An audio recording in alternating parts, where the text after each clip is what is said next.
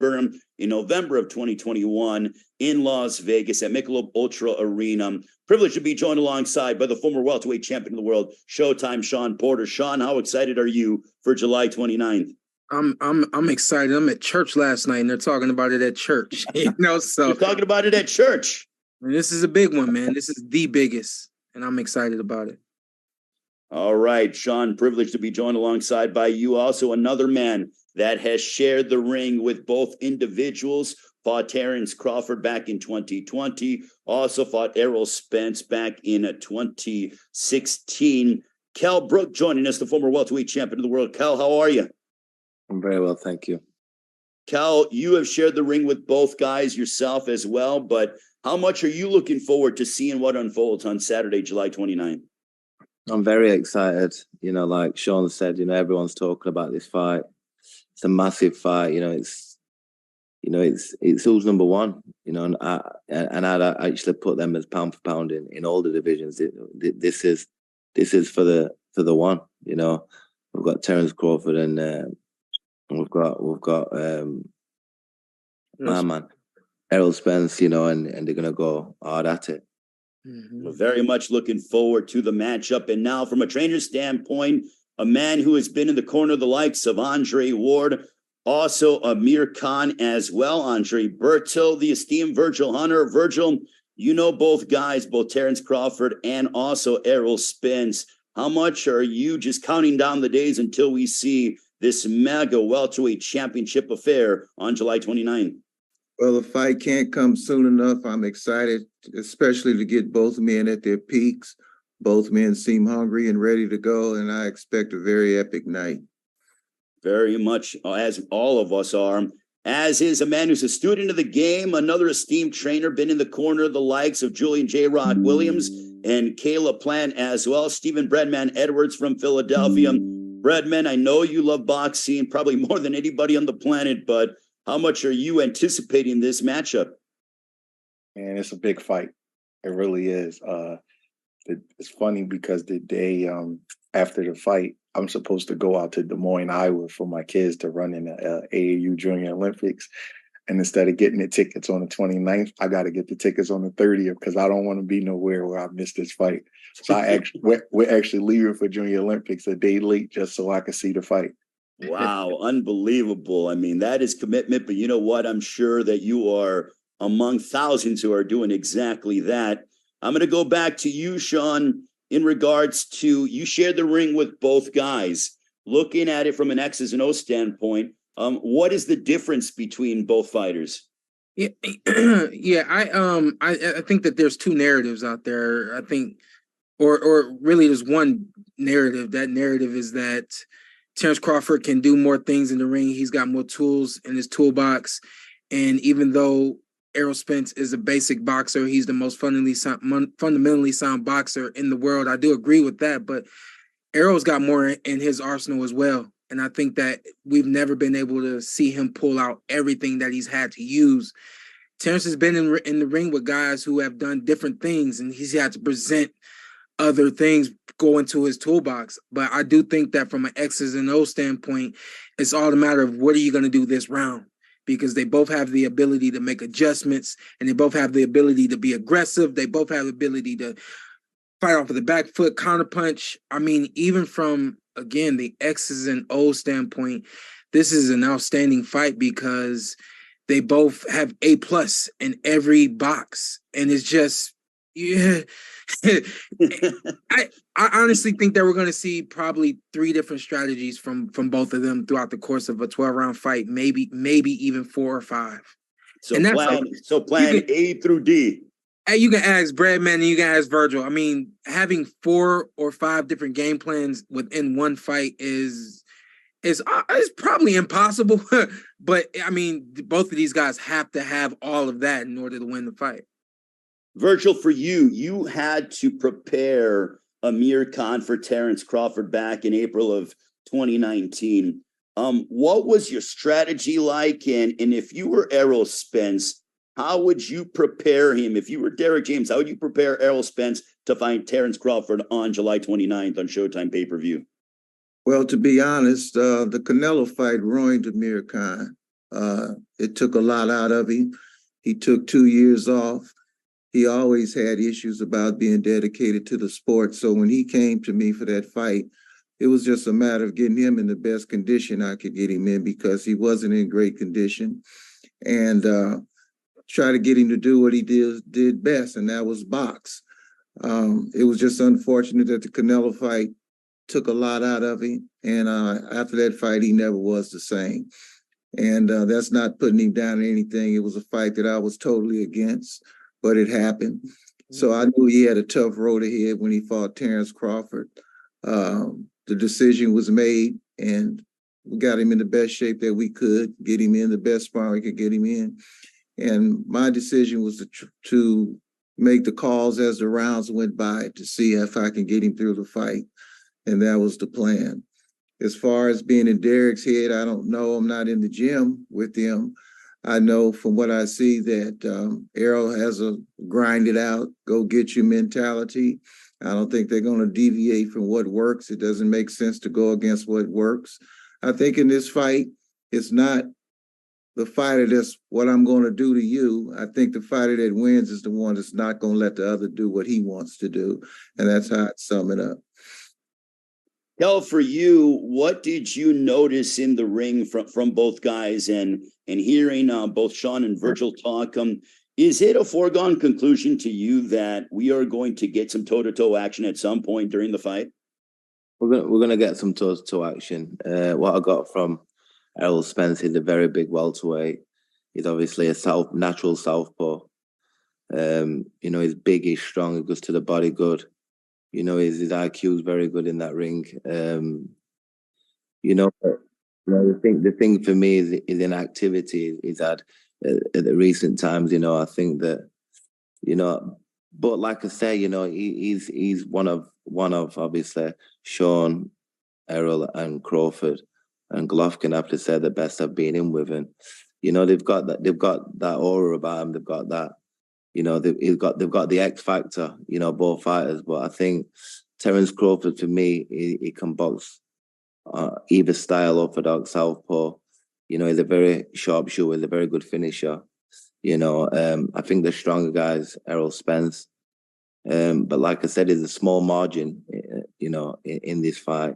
It's going to come down to, like Virgil Hunter said, who prepared the best, and who's going to go in there and do, like he's just pointed out, not let the other fighter do what he's come to do, and just being as, like Shawn said as well, they're going to need every game plan to go into this fight. They need absolutely everything they've learned all the career, all the life in this fight, because this is the real test.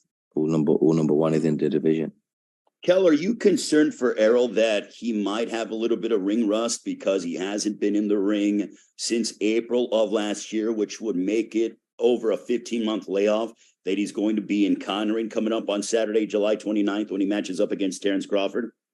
It is, yeah. I think him mentally he'll know that as well. He'll be questioning himself about, at the time that he's not being active in a proper fight. So, I think, it's worrying, but, time will tell. Time will tell. I think that Crawford's been, his recent fight has been looking very well, and he's going to be confident going into this fight.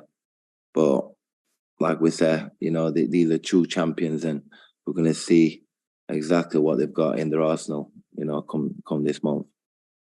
Breadman, for you, if you were in the corner of Terrence Crawford, if you were Brian McIntyre, Bomac, how would you attack Errol Spence, and what game plan would you create to be able to remain undefeated and upend Errol Spence? It's a good question. Obviously, he's 39-0, so they've always come up with the right game plan. Crawford doesn't have a lot of chinks in his armor. The one thing that I would be concerned about in this fight that I was able to see Kell and Shawn do is, for some reason, Terrence is a little bit of a slow starter. For some reason, I don't know if it's a slow starter, but it takes him a little while to adjust. And And in the beginning rounds of his fight with Kell Brook and Shawn Porter, they was able to get a lot of good work done.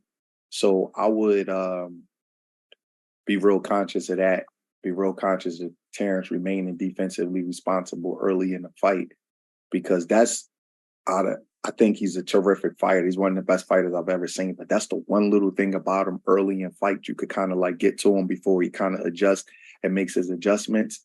And with Earl is a little bit of a snowball fighter. You know, if he gets his rhythm and he's coming forward and he's walking you down behind that hard southpaw jab, you know, it could. I'm not saying Terrence can't adjust to Earl. I'm just saying that with a fighter like Earl, you don't want him to get his rhythm and start going downhill on you.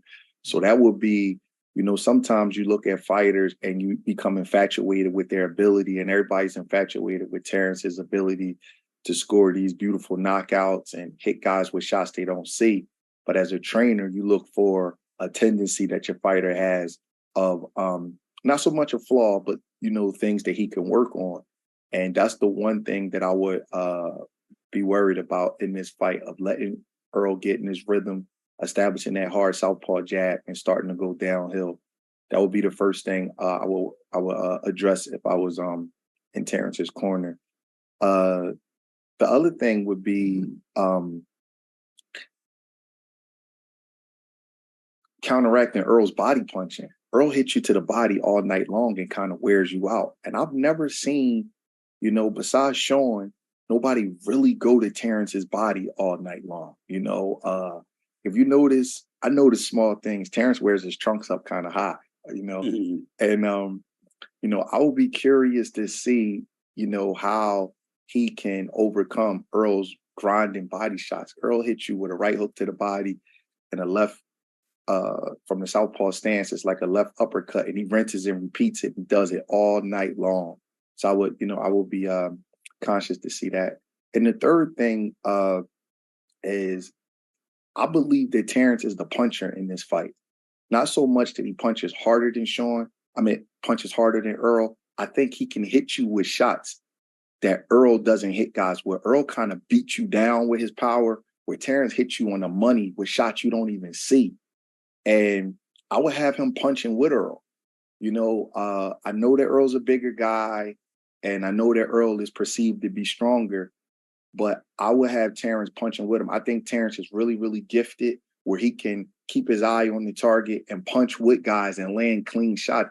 I don't think he's the hardest puncher I've ever seen as far as a one-punch knockout, but he has that ability to hit you while you're punching with a shot you don't see, and he doesn't have to load up on it. It's like a fast, snappy shot. I think that his victory over Kell Brook is underrated. I think Kell Brook was fighting a great fight. I think he was in shape. He was sharp. I thought he won the first 2 or 3 rounds. I got to look back on it, but I thought he was doing great. And Terrence made an adjustment and threw a great punch while Kell was punching that Kell never saw. And, you know, people dismissed it and was like, well, Kell's a little old. No, Kell Brook was sharp that night. He was ready to fight, and he was doing really, really good. And I think that punch and that victory gets a little bit underrated, but that's Terrence's career in a nutshell. He does things that, you know, that's so subtle that he probably doesn't get the full credit for him. So to answer you, I would make sure that he got off to a more defensively responsible start, not let Earl touch his body. And I would have him punching with Earl, because I think that he's the puncher in this fight in terms of being able to score that highlight film knockout.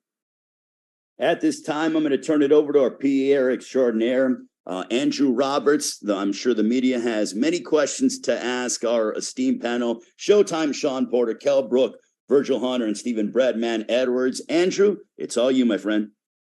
Thanks very much, Ray. Our first media question is going to come from Andrew Jones with Anscape. We want to see your face, Andrew. Yourself, and you can ask your questions. We want to see your face, Andrew. I love you too, Shawn. We'll keep the focus on you guys. Andrew, please, if you would, unmute yourself and you can ask your questions. Appreciate it, other Andrew, for the comedy, and Shawn with the funny line right there. I was going to ask Virgil where Damian Lillard was going to go in the trade discussions, but that's another conversation there. Wanted to ask you, gentlemen, as Stephen's making that great point about Terrence's settled power and how his power has increased as he's moved up to 147. Do you believe that he will be able to stop Spence from coming forward with his power, or will Spence's power and at least his chin be resistant towards that, and he'll still keep on coming like Errol Spence does with his style? I asked that first to you, Virgil. This question's for me. Yes. You know, it's funny. I had the fortunate time to spend in the gym one day with Terrence. He was down here visiting Andre, and he came to the gym. And one thing that I will say, that his physical strength is very underrated. I don't know if Shawn can attest to that or Kell could attest to that. The way he's built, genetically built, and the way he has stayed in the gym his whole career, he's never gotten out of condition, which brings a snap to his punch. I don't know if he remembers, but we padded a couple of rounds. And as Brad said, he was pretty much accurate. He has a real buggy whip snap to his punch. It's not hard, but you could feel a snap. It's like if you're in a towel fight and you swing the towel, you can go all night long. But if you snap it, you're going to back off and say, what's going on? And his physical strength, he was a wrestler early on, and I've watched him tussle with big guys and get them down to the ground. So he's built from the feet up with his physical strength, not from the shoulders down. So I think he can generate a lot of power. The thing is, I like Errol and I like the way he fights, but at some point that grind down style, as you age, will slow up with you. So as B-Hop made 3 adjustments in his career. When he first started, he was the executioner. Then he was X, then he became the alien, and he fought into his 40s because he made these adjustments as time went by. Because physically, those grind out camps where you have to fight that style that Errol fights, you have to grind every single day. And as Kell attested, he's had a lot of gaps in his career. The car wreck, you have to take that into effect. I don't care what you do or what you look like, that does have an effect. Errol himself has admitted that he's had a lifestyle that wasn't always good. That does damage to the internal organs that's irreversible. And we just have to see. I think that his determination and his drive is A+, and that's going to be the factor in the fight. I think, again, it's who can stop the other guy from doing what he wants to do as opposed to me doing what I want to do. All right. Thank you very much for that, Andrew. Our next question is going to come from Erica Fernandez with Sporting News. Erica, please unmute yourself and you can ask your question.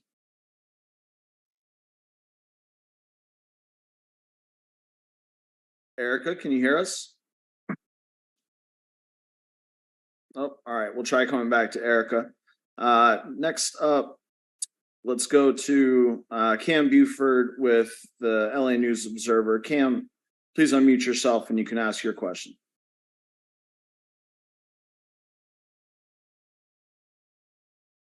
Cam, you there? Oh, that's all of a sudden. Wow, okay. We'll go to Kirk Jackson. Kirk, please unmute yourself and you can ask your questions. Thank you, Andrew. Thank you to all the fighters and trainers. We definitely appreciate your time and your perspective. My question is more so geared towards the fighters. Shawn and Kell, I'm sure you both studied immensely for your fights with Spence and Crawford, respectively. Was there anything that caught you by surprise with either fighter, like whether it was like the speed, the strength, the angles, or the punch variety that you saw from both fighters? I'll go ahead and go first. I'm definitely gonna paint this picture the correct way. When I fought Errol, going into that fight, I said I need everything to beat this guy. I can't leave anything at the gym. I can't leave anything at home. I had to take everything in order to beat this guy. And I think about 5 rounds went by, and just a simple move, a pullback counter, and I counterpunched his jab with my jab, and he shook his head and he said something, and I said, "Oh, I got you." And what I realized in that moment was he's not as smart, not as intellectually sound as I thought he was going to be, and that seemed to kind of carry through the entire fight. I felt like I was a step ahead of Errol the entire fight, all the way up until that knockdown moment.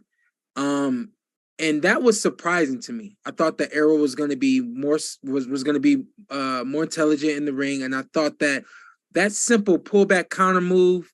It's one thing to get hit with it, like things happen. But for him to acknowledge it and show how frustrated he was in that moment, and then I started to see other moments of frustration as well. When we talked about this fight years ago, I said, well, Terrence the smarter fighter, he's going to win this fight. But I think that ever since this accident that Errol has sustained, and I think that having to come back from that and having to just grow up and get rid of a lot of things in his life, I think that he's a smarter fighter now than he was when we fought in 2019. And I don't think that there's going to be any surprises for either guy in the ring. There weren't any surprises for me when I fought Terrence. Everything that came to me was everything that I thought was coming and expected the whole 9. And I think that one little stain, for the sake of words, that Errol had back in the day, 2019, when we fought, I believe that stain is gone too. So I don't think either guy is going to be surprised at all.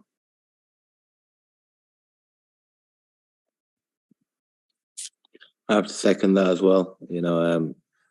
When I got in with Terence Crawford, I didn't expect him to be as. I knew we were going to be sharp, but I think just the way that he could switch in a fight so naturally, against obviously a world-class fighter, and be so relaxed, orthodox and southpaw, and just the angles what he was chucking his shots, are surprising. Very sharp puncher. He's not the. I don't want to say he's the like Errol Spence's more grinding, more thumping kind of power. It is more sharp and snapping. Terrence's, and surprising. That's what I take from them two. And he does get frustrated. Errol Spence, he does get frustrated. In the fight what we had. We're catching him with shots. He gets frustrated. He shows it. But like I say, we're talking about two A-star fighters, and it's like I say, it's going to come down to many things in this fight, and they're going to have to bring absolutely every part of their game to get the victory. All right, thank you for that, Kell and Shawn. Thank you for the question, Kirk. Our next question is going to come from Chris Murray with the Philadelphia Sunday Sun. Chris, if you could please unmute yourself, you can ask the question. Yeah, my question to you, and my question is to the fighters, Kell, Brook, and Shawn Porter. My first statement would be, Crawford has to do what to win? And then my second question would be, what does Errol Spence have to do if he wins? What will he do well if he wins this fight for both of them? So starting with any one of you guys can take this first. Go ahead, Kell. I just think that me looking in, I'd say that but it's hard when we're talking about these levels of fighters. Looking as a fan looking in, you'd say that Errol Spence used to use his size, be calculated, go down to the body, calculated pressure, be the bigger guy in the fight, and dominate, from round one. And looking in again, I'd say that, Crawford has to be a sharpshooter, just on the end of the shot, firing back over his shots and, using the ring, sharp shooting like he does, picking the right shot at the right time, making Spence work when he don't want to work, and just being very clever and sharp shooting and getting the rounds and breaking him down, over the fight. I agree 100% with all of that. I think the calculated pressure from Errol has to be something that he sustains the entire night, that he continues to put on the pressure and the body punching. And I think the two things that Breadman said earlier, number one, if you're Terence Crawford, you got to get to Errol's body. You got to make him uncomfortable. Do things to him that he's not used to having been done to him. Going to the body is certainly one of them. And then the other thing that Breadman said in between Errol Spence's punches Errol has a really tight defense, keeps his hands up, keeps his hands at home. If he's not punching, his hands are up. And that's something you can't say about a lot of fighters. And so with a guy like that, you have to find openings. Those openings are usually there when that punch is being released. And so, like Breadman said, punch when he's punching, and then right there to what Kell said, be accurate, be that sharpshooter. And again, I mean, we're talking about a great fight because we're not saying nothing that either of these guys can't do. And so I think that's why this is such a great fight. I mean, talking about punching in between the gloves, all you guys on the call, you guys can attest that is it's hard to find the timing. It's hard to find the distance. It's hard to be confident to do it. Terrence can do that. And then we're talking about all night pressure. We've seen Errol do that, so it's going to be a great fight. All right. Thank you very much for that question, Chris. Next up, Jonathan Nagyoff for Pro Boxing Fans. Jonathan, if you could unmute yourself, please ask your question. Yeah, this is a question for Kell and Shawn. If you were both to fight both Spence and Crawford again, what would you have done differently to win the fights? Do you look back? I think there was areas where you guys could have exploited them more, or what would you say to that? I'm gonna go ahead and go first. My guy called me. We talked maybe like a week after the fight, and we're just kind of, just talking about the fight and all this and that. And the call got quiet. I mean, still quiet. And it's like, I'm still like, a little hurt that I didn't get the win.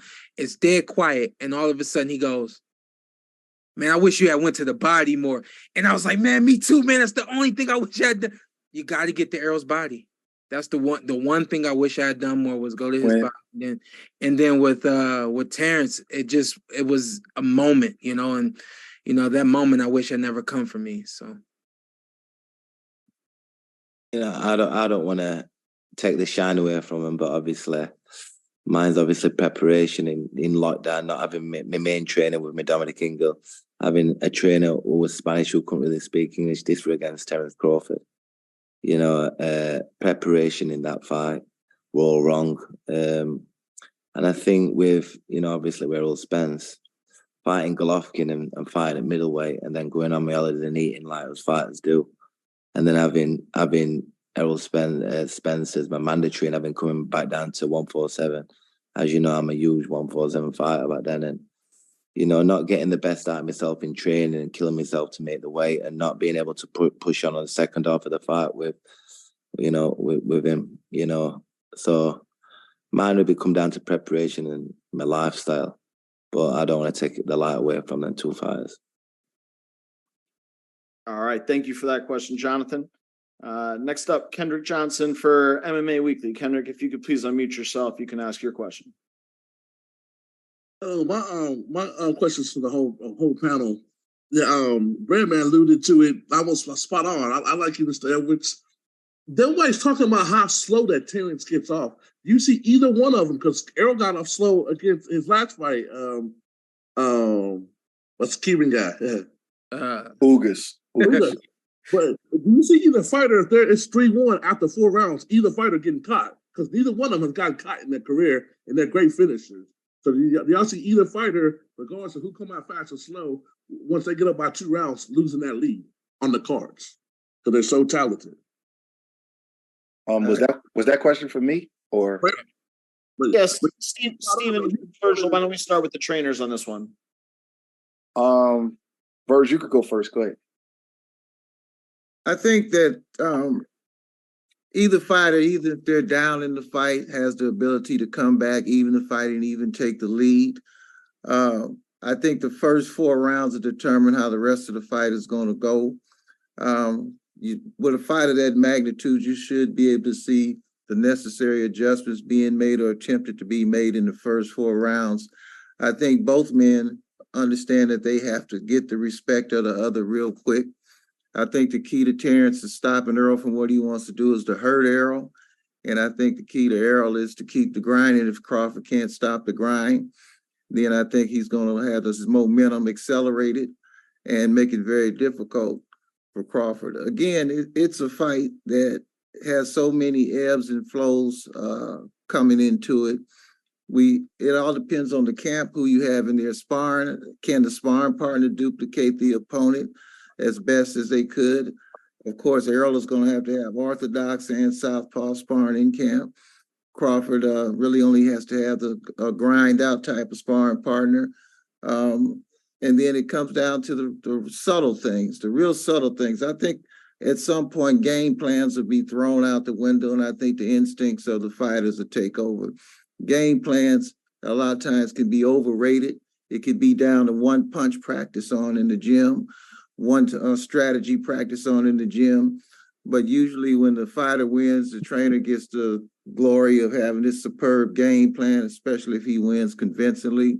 And if the fighter loses, we don't talk about the game plan. But I think at this level where they are, the experience that they've had over their careers, I think at some point, whatever game plan you had going on, at some point will go out the window and the instincts of the fighters will take over and they will instinctively adjust. Once they've been in the ring so long, you could have a game plan, but they're in that ring. So you have to watch what they're doing and follow what they're doing and follow that game plan, especially if it's successful.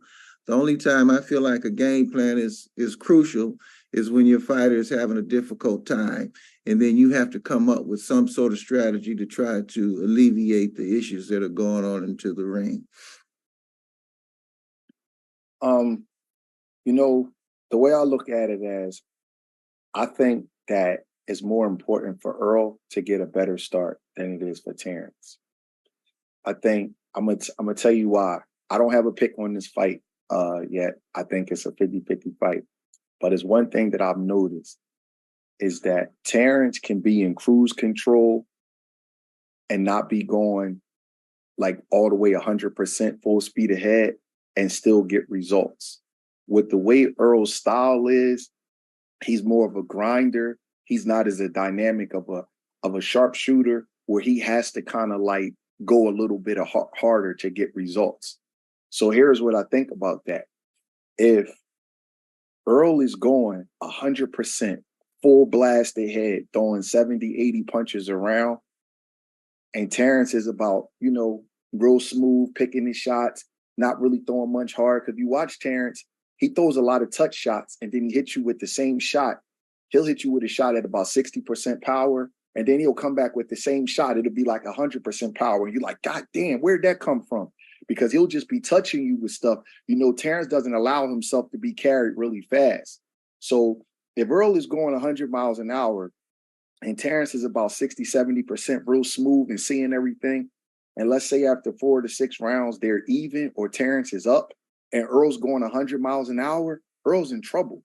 You know what I mean? So I think that it's better if Earl gets a faster start than with Terrence, because Terrence doesn't need a really good start to win the fight. Both guys are late round sharks, but Earl's style is more physically demanding. He doesn't have that laid back picking kind of style. So if he's down early and he's fighting 100 miles an hour, I feel like that he'll be in more trouble because Terrence has that gear where he could just switch it on and just turn it up. So if he's even with Earl and he's only fighting at about 60, 70% energy output, and then he turns it up, Earl will have a big problem. So that's the one thing that I've seen in both fighters is that Earl kind of goes harder, where Terrence is kind of more smoother and he picks his spot and his energy levels goes up and down depending on what's going on in the fight. If you watch the Porter fight, I told Shawn this, I thought Shawn was doing great. I thought he was outboxing Terrence for large spots, to be honest. And then somebody said to Terrence outside the ring, was like, yo, you losing. He was like, what? And then he just turned it up to another level. It was weird. I'm not saying Earl doesn't have that gear. I'm not saying that.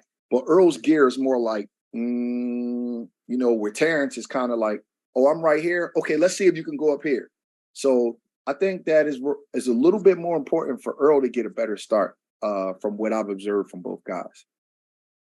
All right, perfect. Thank you both, Virgil and Steven. And thank you for the question, Kendrick. Oh, sorry, Shawn. Go ahead.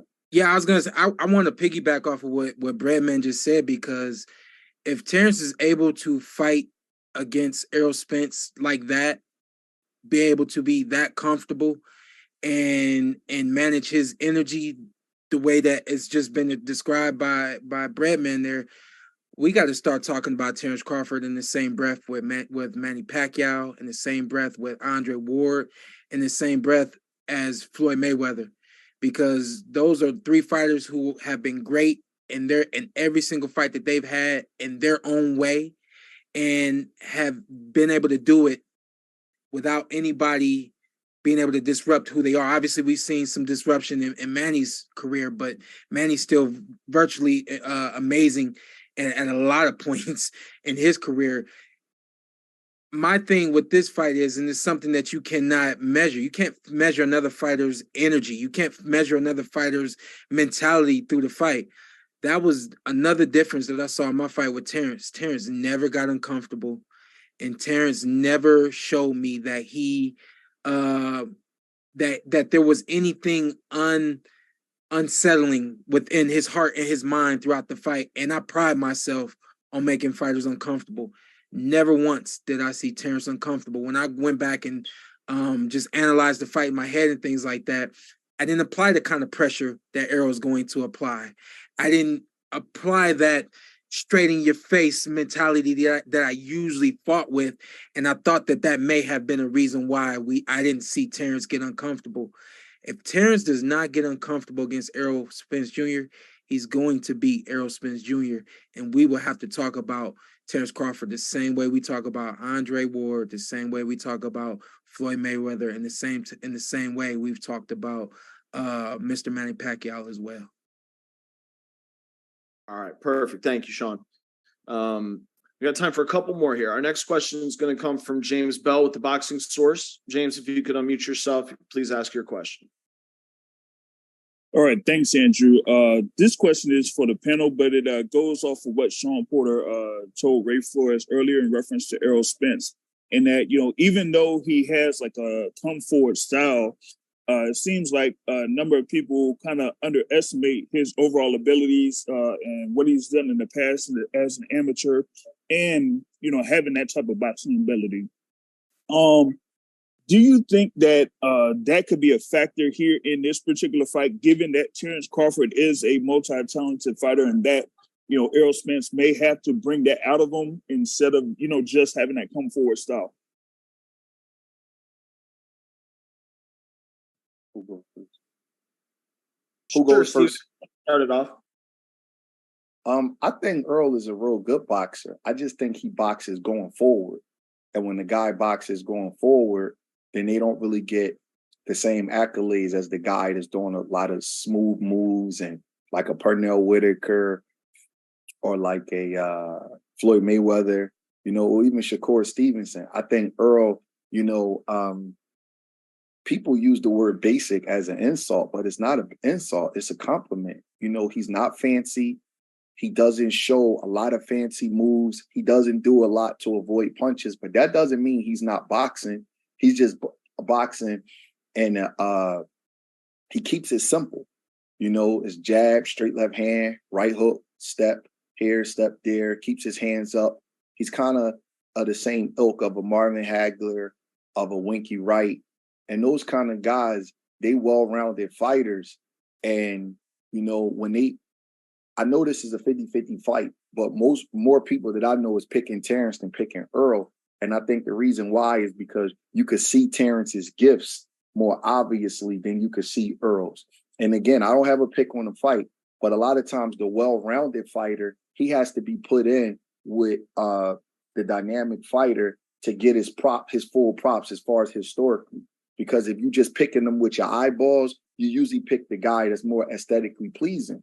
But if you look back, right, well-rounded guy, B-Hop.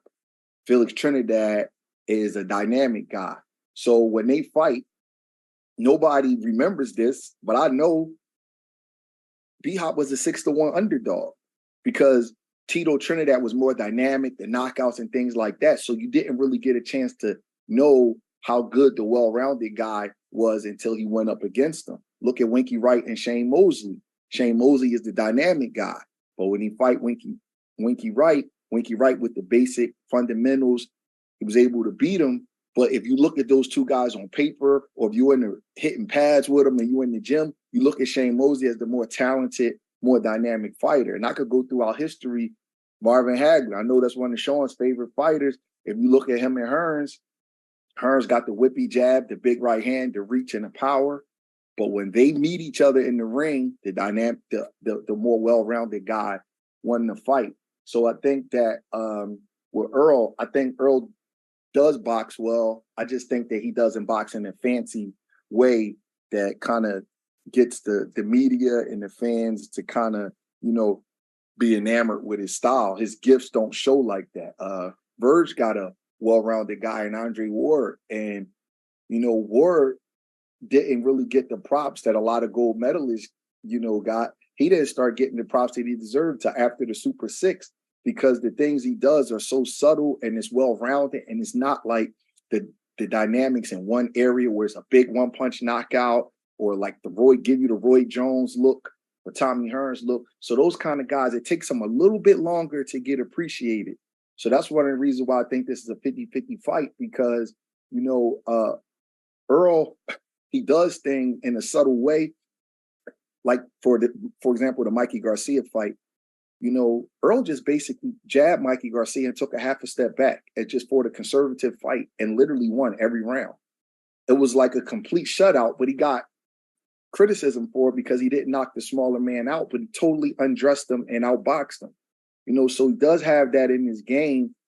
And, it could show up the night of the fight. Sometimes those guys need that special opponent in front of them to bring out what they really are, because they don't really show all of their stuff against the lesser guys. Thank you. Oh, sure. Go ahead, Virgil. I think another factor that has to be taken under consideration is the climate that the fighters are training in. I know Errol is down there in that hot, humid heat, and I don't know how he's holding up to it, but and then he's going to be moving to Vegas, I believe, 3 weeks out, going into dry, hot heat. So I think the week of the fight, as they make weight, you don't really know how much that has taken out of you until you start making and cutting weight and how you cut the weight. I know that Crawford is in a cooler environment up in the Colorado high altitudes, but he plans to come down 3 weeks before. So he has one heat factor to adjust to. I don't know how hard it is for him to make weight, but I think the last week will be very telling on how the fighters perform that night, particularly making weight in an environment that they trained in. I think you have to take that under consideration. All right, perfect. Thank you, Virgil. Thank you for that question, James. Our last question for today from the media is going to come from Matt Linehan. Matt, please unmute yourself and you can ask your question. This question's more for the trainers. When a fight of this magnitude is made, how important is the mental preparation of the fighters so that they can cope with the size of the occasion? Because this is the biggest fight of both men's careers, and it's one of these fights that's everybody in the sport's talking about. And do you think this could play a factor in the fight? Go ahead, Brad. I think that both guys have what it takes mentally. I've been watching, I probably have seen maybe 25 of Earl Spence's fights. He's with PBC, so you get to see him. And I've probably seen at least 20 of Terrence Crawford's fights. And I think that both guys have what it takes to keep up in the ante, to keep, dealing with the moment, because it is a moment, and as Shawn and Kell can attest, those bright lights can do something to you, but I think that both guys have that composed, mature way about them in the ring and what they do. I think that both of them will be okay from that aspect. I think that a lot of this fight is going to come down to determination and who's actually willing to go there. As there's a dark place that sometimes you got to go when the guy is as good as you are. And I think it's probably going to come down to that. But I don't see either one of them choking up under the bright lights. Terrence, if you look at his first defense of his lightweight title was against Gamboa. The crowd was rocking. He was just fine. Earl, they sent Earl over there to fight Kell Brook in the UK with the raucous crowd. And, he was just fine. Both guys seem to, have that clutch gene where they're okay under the bright lights. I don't think that that's going to be a factor. I don't think we're dealing with mentally weak fighters that give. Every time I've seen one of their backs up against the wall, they up the ante and they raise the stakes. And I think we're going to see this. I think with their personalities and their style, I don't really go crazy over a lot of big fight announcements because sometimes the styles don't always mesh. I think that this fight, it might start out a little bit slow where both guys are trying to pick their spots, but with their personality, I think once they start cooking, we're going to see something special. You know, for the purists, you know, the casuals, they may say, oh, it's not enough action. But for the purists, I think we're going to see some great stuff from both guys. I think we're going to see a classic. This is one fight. Everybody can't do this, but this is one fight that I wish was 15 rounds because I think both of these guys are 15-round fighters and would have flourished in a 15-round era. If you look at Leonard and Hearns, Leonard is my favorite fighter, and that's my favorite fight. But the first 4 or 5 rounds, it really wasn't much action. But what was happening is they was settling for the storm.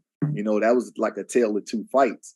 I see Kell shaking his head. He probably watched that fight. But then as the fight went on around the 6th or 7th round, Leonard upped the stakes, Hearns upped the stakes, Leonard upped the stakes. They had a 14-round classic, you know, and I wish that this fight was 15 rounds because I think both of these guys are that kind of fight. I don't know if we're going to get a chance to see enough in 12 rounds. They may have to do it again because both of these guys are going to keep going up.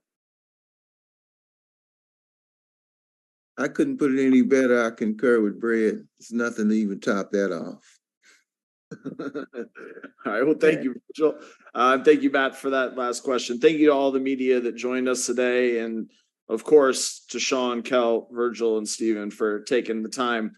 With that, I'll turn it back over to Ray to close things out for us. Before I get ready to let these guys go, what a panel we have had as we inch closer to Saturday, July 29th on Showtime pay-per-view, T-Mobile Arena in Las Vegas. Errol Spence Jr., Terrence Bud Crawford go head-to-head for the undisputed welterweight championship of the world. I'll start off with you, Showtime Shawn Porter, but you know it's that time. I got to ask, if you don't have one, that's fine. But Shawn, I want to know from you your prediction on how do you think it's going to go down on Saturday, July 29th.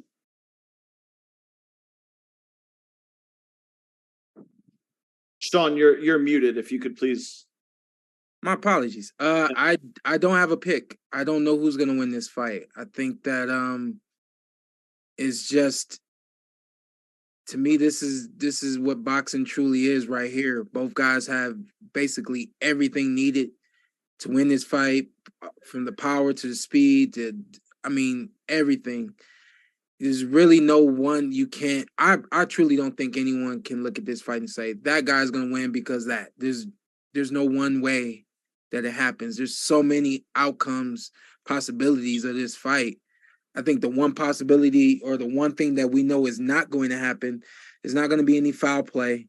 It's not going to be any low blows. It's not going to be a headbutt that ends this fight prematurely. I'm going to go ahead and say it simply, man. The fans win. Boxing purists especially win in this one. Shawn, we appreciate it as always. Kell, Brook, how do you think the fight is going to unfold on Saturday, July 29th between Errol Spence Jr. and Terrence Crawford? I honestly don't know.